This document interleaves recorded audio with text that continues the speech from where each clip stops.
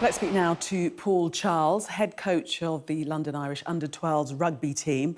You've had to make a very different journey to Dublin today. Your flight was due to take off at 8 a.m. this morning, but that obviously didn't happen. Tell us what did.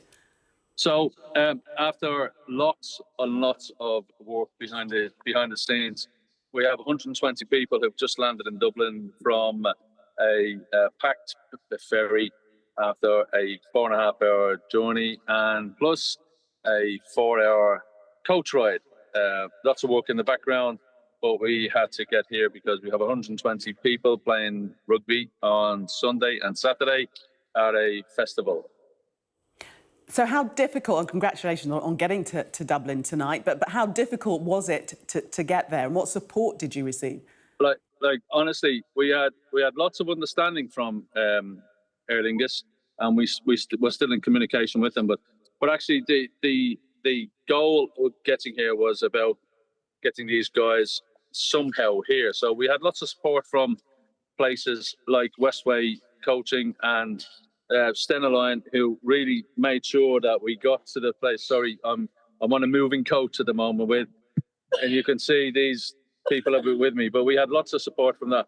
Aer Lingus have been fantastic, by the way. They made sure that we were accommodated from a flights point of view, and but it's been a real challenge for us from what was 4 a.m. this morning until where we've just arrived in Dublin now. So it's a brilliant thing to do as a club and from a London Irish point of view, but it's also a brilliant thing because this is the resilience that we have to show when these things happen. Yes, some 40 children. You've got 2 boys teams and a girls team, and this would be the first time that the girls team would be competing in this tournament. So very, very important. Really important, yeah. So the girls team, it's the first time ever in the history of London Irish that we've taken a girls team away, and that's ultra important from a coaching point of view, but from a people point of view, we have to make sure that equity and equality happens. And there was no way we were going to let it happen that we didn't arrive in Dublin today. It didn't matter what was going to happen. We'd have walked, quite frankly, if we'd have had to. Come on, Irish! Do the teams agree with you on that? Would they have all walked? What's the morale like at the moment? Well, let's come on. How's the morale? Come on! Gillian, I think you probably got your answer there, right? It's one of those special occasions where it's a rite of passage, and actually we have a special group of people here, from coaching, from managers, and I've got to say that there's a couple of people that really made it happen today, and it was Jamie and Neil who really pushed it. We get it. We know it's a big deal. You've been fundraising for this moment for over a year, haven't you? Sorry, Gillian. Say that again, please, because that's a little bit too noisy here.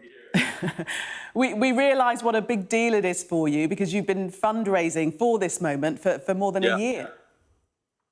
Yeah, so we fundraised. We started about this time last year, and we raised over £70,000 to get here, and we ended up paying another €15,000, which is about £11,500–12,000 to get here today.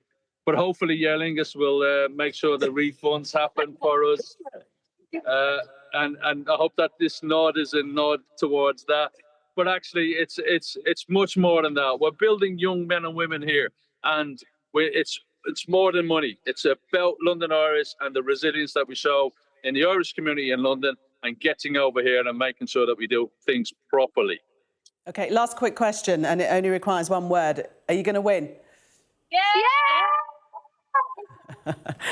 I thought that might be the answer. Paul Charles and your rugby teams, thank you very much for speaking to us.